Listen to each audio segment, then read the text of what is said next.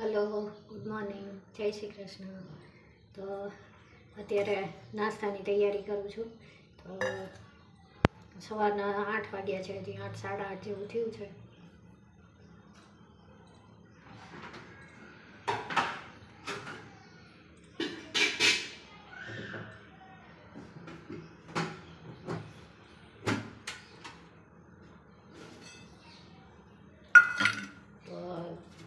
ચેવડો બનાવ્યો છે અમે જો મકાઈના પૌવા અને મમરા અને શીંગ અને સેવ નાખીને. તો નાસ્તામાં આજે ચેવડો અને ખારી ને એવું બધું ખાવાનું છે.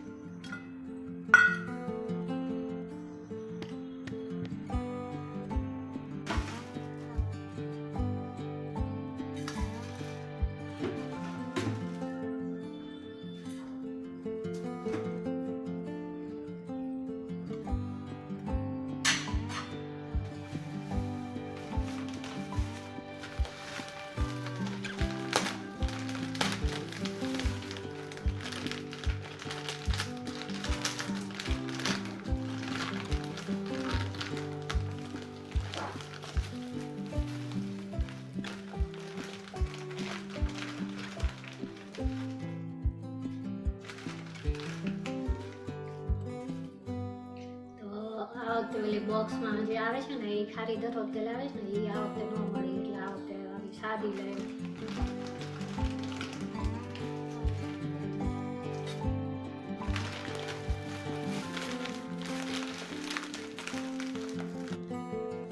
તો અહીંયા ચાનું પાણી મૂકી દીધું છે.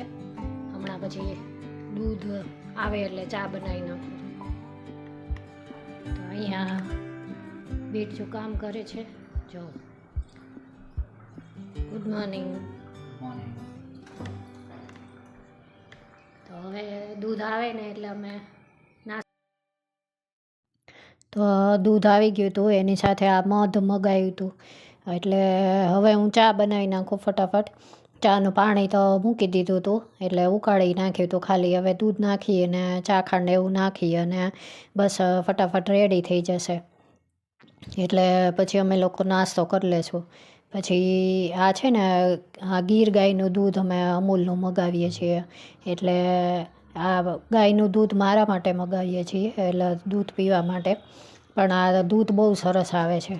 એટલે આ એક બોટલ હોય ને એ 2-3 દિવસ હાલી જાય એટલે હોય છે. લગભગ કેટલા લીટરની તો હું જોઈને કહીશ પછી. પણ દૂધ આમાં બહુ સરસ આવે છે ગાયનું દૂધ. ને તારો ઓલા કોથળીમાં કે એમાં આપણે મગાવીએ ને તો એકદમ પાતળું આવે છે, પણ આ એકદમ પાતળું નથી હોતું, સરસ હોય છે.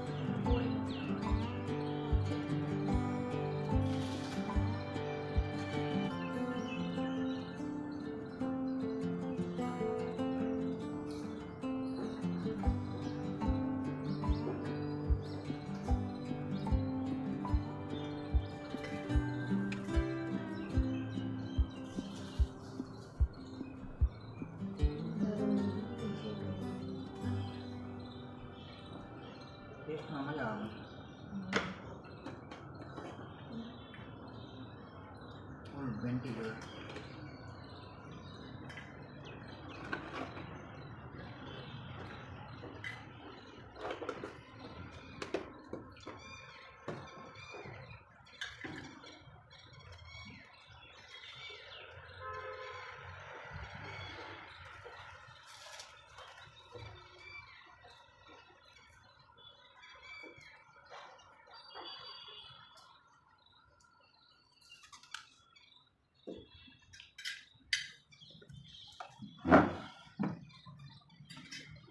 નાસ્તો કરીને પછી મેં મારું રૂટીન ચાલુ કરી દીધું હતું. કચરા પોતાને એવું સાફ સફાઈને એવું હતું એ બધું પતાવી દીધું હતું ફટાફટ.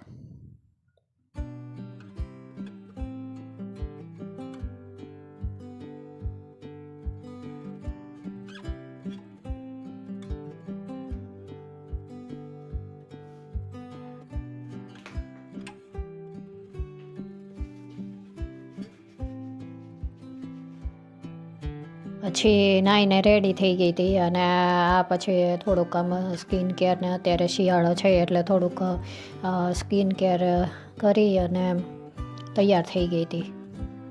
તો હું ઓલું પોન્ડ્સનું મોઇશ્ચરાઇઝર જે અત્યારે નવું આવ્યું છે ને એ વાપરું છું અને એમાં થોડું ગુલાબજળ નાખી અને પછી આખા હાથ પગને ચહેરા ઉપર ને ગરદન ઉપર એમ લગાડી દઉં એટલે એનાથી છે ને સ્કિનને એ બહુ સરસ રહે છે, સોફ્ટ રહે એકદમ.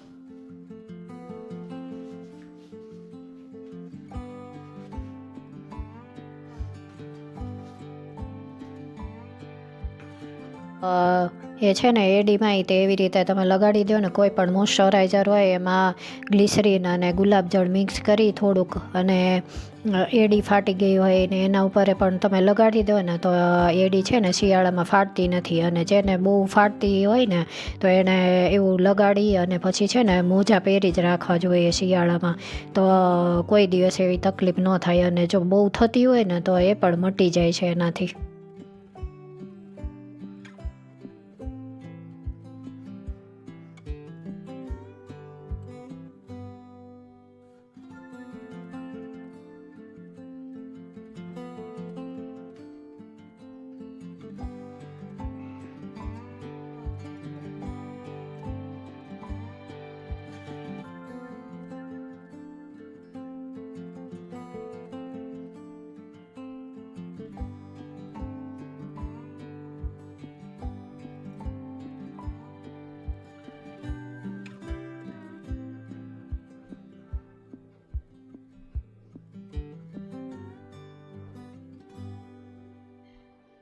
તો હવે તૈયાર થઈને પછી રસોઈનું શરૂ કરીશ. તો આજે જમવામાં રીંગણા બટેકા તુવેર અને મેથીનું શાક બનવાનું છે અને દાળ ભાત અને રોટલી. તો અહીંયા શાક પહેલાં ફટાફટ સુધારી નાખવું અને કુકર તો મેં મૂકી દીધું છે દાળ ભાતનું એટલે થઈ જશે. પછી શાક એમને વઘારી દઈશ છૂટું.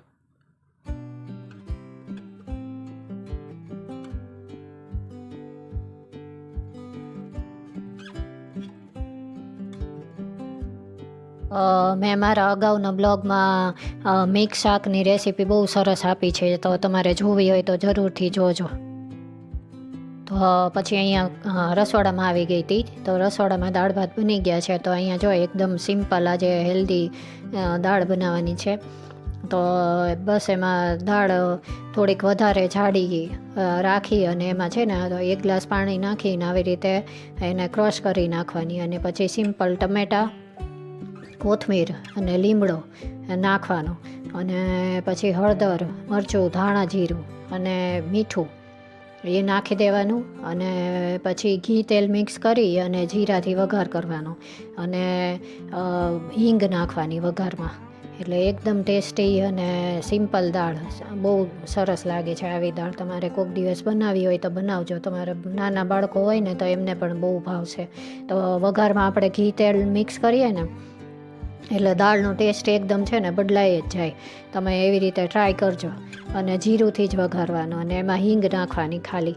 અને પછી દાળ બની જાય ને પછી ઉપરથી લીંબુ નાખવાનું એટલે બહુ જ મસ્ત લાગે છે, એકદમ ટેસ્ટી. ટ્રાય કરજો તમે બધાને પછી મને કહેજો કે કેવી બની છે એમ.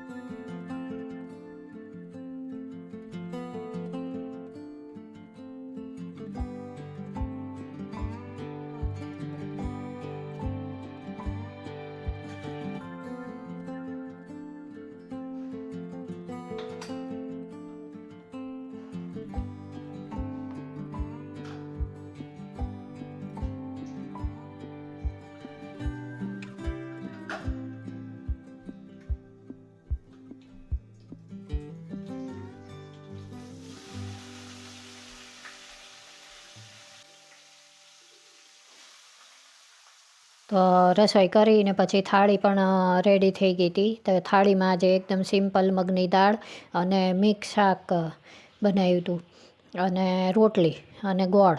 તો પછી અમે લોકોએ જમી લીધું હતું. તો આ મારું સવારનું રૂટીન હતું. તમને કેવું લાગ્યું મને જરૂરથી કહેજો, અને જો મારો બ્લોગ પસંદ આવે તો એને એક લાઇક આપી દેજો અને મારી ચેનલને સબસ્ક્રાઈબ કરજો. તો તમે લોકો જો હવે મારો બ્લોગ આવશે શનિવારે, તો જોવાનું ભૂલતા નહીં. Thank you. જય શ્રી કૃષ્ણ.